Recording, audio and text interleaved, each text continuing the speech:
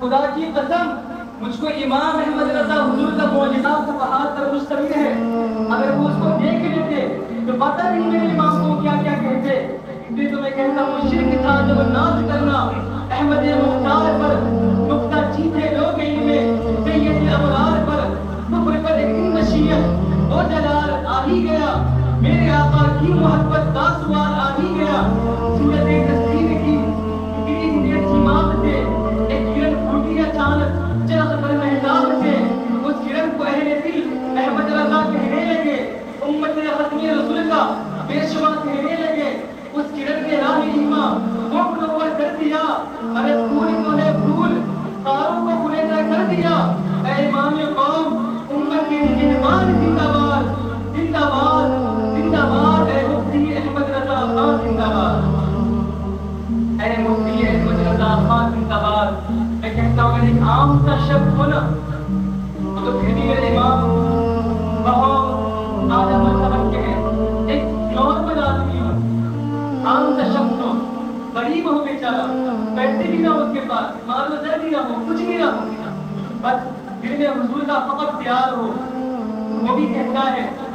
کہاں کی دولت، کہاں کا منصب، کہاں کا تخت، کہاں کی تاج، اور وہی کہتا ہے اس طرح ہم کہتے ہیں نہ رئیس ہوں نہ امیر ہوں، نہ میں بادشاہ نہ وزیر ہوں، نہ رئیس ہوں نہ امیر ہوں، نہ میں بادشاہ نہ وزیر ہوں، میرا عشق ہے میری سلطنت جو اسی کا اپنا فقیر ہوں، میرے پاس ساغی و جم نہیں، مجھے پھر بھی کوئی علم نہیں، تیری ایک نگاہ نیاز سے میں جہاں میں سب سے امیر ہوں، کہا مجھے بخش ہمت و حوصلہ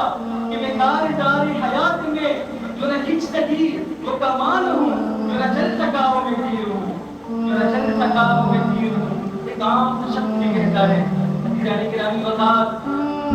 امام احمد رضا رضی اللہ تعالیٰ عنہ کی ذات بہت بڑی ذات ہے، بہت مقدس ذات ہے، ہمیں ان کی زندگی سے سیکھنا چاہیے عزت ظاہر حال۔ چنانچہ انگریز قوم نے یہ فیصلہ کیا کہ مسلمانوں کو نہ تو سامان جنگ کی کثرت سے ڈھیر کیا جا سکتا ہے، نہ ہی ان کو فوجی طاقت سے فتح کیا جا سکتا ہے، بلکہ مسلمانوں کو شکست دینے کا صرف اور صرف طریقہ کیا ہے کہ ان کے دلوں سے ان کے نبی اکرم صلی اللہ علیہ وسلم کی محبت نکال دی جائے۔ اب اس مقصد کے لیے انگریز نے 2 دیو تیار کیے، بہت سے خوبی کا بات، ان میں ایک مادر کی طرح آزاد ماڈل لوگوں کا جنہوں نے سادہ لوگ مسلمانوں کو ان پڑھ لوگوں کو ان کری رہے جو پڑھا لکھا نہیں تھے، ان لوگوں کو ترقی کا لالچ دے کر مسجدوں مدرسوں سے کھینچ کر کلیوں اور کالجوں تک پہنچا دیا۔ قرآن کریم کی تلاوت کرنے والی قوم کو ناول کے مطالعے کا شوق دلایا، ذکر حدیث اور نعت مصطفیٰ صلی اللہ علیہ وسلم سنتے سنانے والی قوم کو گانا سنتے سنانے کی ترغیب دی۔ مسلمان مردوں کے سروں سے پگڑیاں ٹوپیاں اور عورتوں کے سروں سے دوپٹہ اتروا ڈالا، مسلمانوں کو داڑھی منڈانے اور انگریزی لباس پہننے کی عادت ڈالی۔ آپ ہوتا ہے نا لوگ داڑیاں نہیں رکھتے، کہتے ہیں ہمیں شرم آتی ہے، کون بڑی بڑی داڑیاں رکھے گا، کون ایک خوش داڑھی رکھے گا، سماج میں ہمیں لوگ مولوی کہیں گے، بھائی حضور اکرم صلی اللہ علیہ وسلم فرماتے ہیں داڑھی بڑھاؤ۔ ایک بات کہتا ہوں، اگر داڑیاں رکھنا اتنا بھی عیب ہوتا جو آج ہمارے بچے نہیں رکھتے، آج کل کے نوجوان یا مختار لوگ نہیں رکھتے، وہ سوچتے ہیں کہ ماڈرن لائف ہے، دنیا بہت خوبصورت ہے، داڑیاں رکھ لیں گے کوئی ہمیں دیکھے گا بھی نہیں، کوئی پوچھے گا بھی نہیں، تو ان سے کہنا جتنی داڑیاں رکھتے ہیں چھوٹی چھوٹی داڑیاں رکھتے ہیں نام کے لیے، تو ان سے کہنا چاہتا ہوں اگر بات ایسی ہے تو کائنات کا سب سے خوبصورت چہرہ کس کا ہے؟ کائنات کا سب سے خوبصورت چہرہ میرے آقا صلی اللہ علیہ وسلم کا ہے، سب سے خوبصورت چہرہ۔ ان کی چہرے پر داڑیاں تھی کہ نہیں؟ چہرے پر داڑیاں تھی کہ نہیں؟ اگر بات ایسی ہوتی، اگر بات بے عیبی کی ہوتی تو میرے آقا صلی اللہ علیہ وسلم کبھی داڑیاں نہ رکھتے اور کبھی کہتے بھی نہیں کہ داڑیاں بڑھاؤ۔ آج ہمارا یہ ماحول ہے، یہ ساری چیزیں انگریزوں کی دی ہوئی ہے۔ چنانچہ انگریز نے مسلمانوں کو کھڑے ہو کر پیشاب کرنے اور کھڑے ہو کر کھانا کھانے کو ترقی کا نام دیا۔ ایک ایسے ہی سادہ مسلمان کا واقعہ ہے کہ اس کا بچہ پڑھنے کے لیے کالج میں داخل تھا، کسی صاحب نے پوچھا بھائی آپ کا بچہ کون سی جماعت میں پڑھتا ہے؟ کون سی کلاس میں پڑھتا ہے؟ تو اس بھائی نے جواب دیا، اس بزرگ نے جواب دیا، دیکھو بات ایسی ہے کہ میرا بچہ ابھی کھڑے کر پیشاب کرتا ہے، میرا بچہ کھڑے کر کے پیشاب کرتا ہے، آپ خود ہی حساب کر لیں کہ وہ کون سی جماعت میں پڑھتا ہو۔ مسلمان قوم کو اپنے نبی اکرم صلی اللہ علیہ وسلم سے ظاہری طور پر اتنا دور کر دیا کہ اپنے مسلمان کا چہرہ اپنے نبی علیہ السلام کی سنت کے مطابق رہا، نہ لباس، نہ کھانا، نہ اٹھنا، نہ بیٹھنا، حتیٰ کہ ان بدبختوں کے اس منصوبے نے مسلمانوں کی ظاہری کو بدل دیا۔ اور دوسرا گروہ جو تیار کیا تھا انگریز نے، وہ نام نہاد ملاؤں کا گروہ تھا، جو بظاہر لمبی لمبی داڑھیاں رکھتے ہوئے، لمبے لمبے جوتے پہنتے ہوئے، ان کی زبان پر قرآن آیات تھی، مگر انگریزی جھنڈوں نے قرآن و حدیث کی آڑ میں شرک و بدعت کا خوف گرا کر سادہ رب مسلمانوں کو، بھولے بھالے لوگوں کو، ان کے دلوں کی دنیا کو برباد کرنے کی کوشش کی۔ ایک قوم نے تو ظاہر بدل دیا اور دوسری قوم نے باطن بدلنے کی بھرپور کوشش کی، مگر اللہ کریم کا لاکھ لاکھ شکر ہے، اللہ کریم کا لاکھ لاکھ احسان ہے کہ ایسے پرفتن دور میں مجدد دین و ملت امام اہل سنت حضرت مولانا الشاہ امام احمد رضا رضی اللہ تعالی عنہ نے ان انگریزی ایجنٹوں کے دونوں گروہوں کو بے نقاب کر کے لوگوں کو بتا دیا، خبردار کر دیا کہ اے لوگوں، ان انگریزی ایجنٹوں کے کہنے پر اپنے آقا و مولا حضور اکرم پورے مجسم قاسم النعم صلی اللہ علیہ وسلم سے تعلق مت توڑنا۔ حضرت گرامی وقار بات یہی تک نہیں ہے، آگے کہتا ہے، وہ کہتا ہے جس کا نام محمد یعنی ہے وہ کسی شے کا مالک و مختار نہیں، نبی بھی ہمارے مثل ایک بشر ہے، ان کو اپنا مشکل کشا نہ سمجھنا۔ تو میں کہتا ہوں میں اپنے امام کا وہ شعر اتار دوں گا،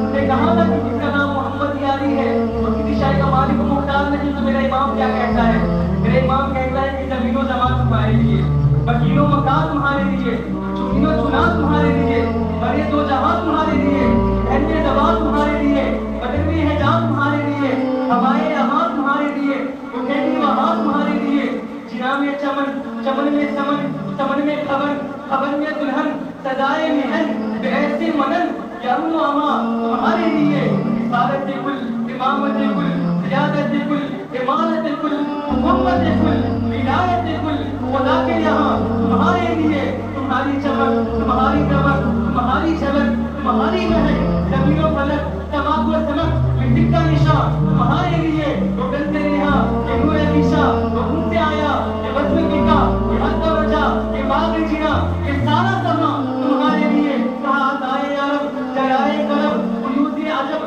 بغیر طلب، یہ رحمت عرب، کس کے سبب میرا بے جہاں تمہارے لیے۔ میں کہتا ہوں اس نے کہا نا کہ جس کا نام محمد یعنی ہے وہ کسی شے کا مالک و مختار نہیں، نبی بھی ہمارے مثل ایک بشر ہے۔ میں کہتا ہوں بشر ہے لیکن حضور عام البشر نہیں بلکہ حضور تو افضل البشر ہے۔ اس لیے تو کہا ہے کسی کہنے والے نے کہ تو دیکھتا ہے فرش پر اور عرش پر ان کی نظر، انصاف سے تو ہی بتا کیا خود ہی بشر وہ بھی بشر،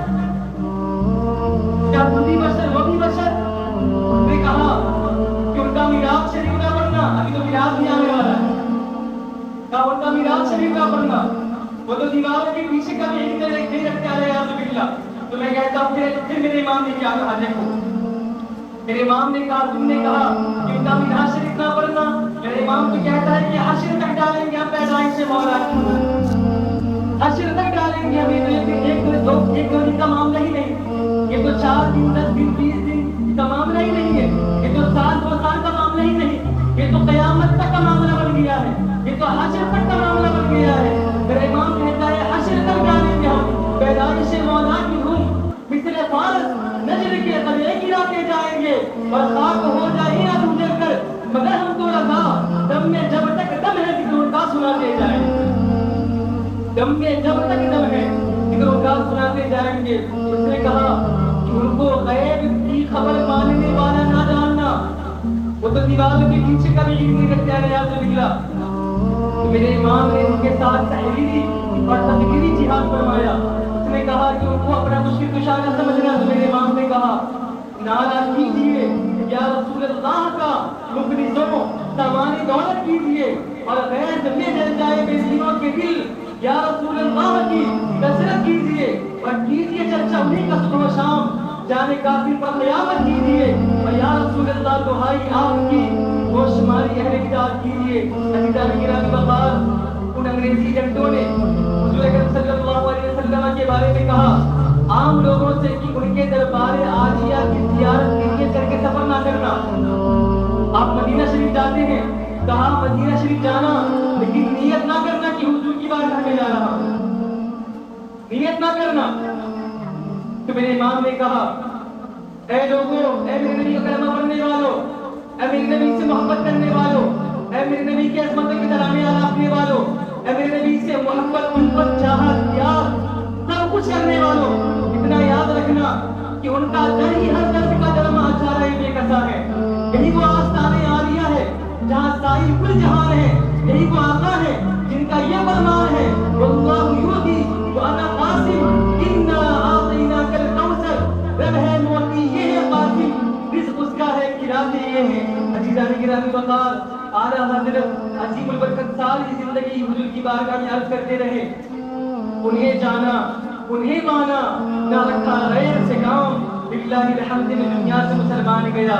اور میں کہتا ہوں کوئی کسی امیر کا منگتا ہوگا، کوئی کسی وزیر کا منگتا ہوگا، کوئی کسی بلڈر کا منگتا ہوگا، کوئی کسی پیسے والوں کا منگتا ہوگا، کوئی کسی تھانے دار کا منگتا ہوگا، کوئی کسی تحصیلدار کا منگتا ہوگا، کوئی کسی جاگیردار کا منگتا ہوگا، مگر امام احمد رضا کو ناز ہے، احمد رضا کو فخر ہے کہ وہ احمد مختار کا منگتا ہے، مدینے کے تاجدار کا منگتا ہے، اللہ کے یار کا منگتا ہے۔ اس لیے جب آپ کو ریاست نان پارا کے والی کی شان میں قصیدہ لکھنے کی درخواست کی گئی تو آپ نے ان کے جواب میں یہ نعت شریف لکھی جس کا آخری شعر پڑھتا ہوں، کہا کروں مدح اہل واللذا بل اس بلا میں میری بلا، میں گدا ہوں اپنے کریم کا میرا دین پارے گا، میں گدا ہوں اپنے کریم کا میرا دین پارے گا۔ عزیزان گرامی وقار کبھی وقت ملا تو اس پر کلام کروں گا انشاءاللہ۔ اللہ جل وعلا ہمیں اپنی رسول سے علامت کرنے کی توفیق عطا فرمائے، ساری زندگی حضور اکرم صلی اللہ علیہ وسلم سے محبت کرنے کی توفیق عطا فرمائے، دنیا میں رہ کر کے آخرت کی تیاری کرنے کی توفیق عطا فرمائے، دنیا کے مال و زر سے، پیسے سے، تخت سے، بادشاہیت سے، تاج سے، دنیا کے پیچھے بھاگنے سے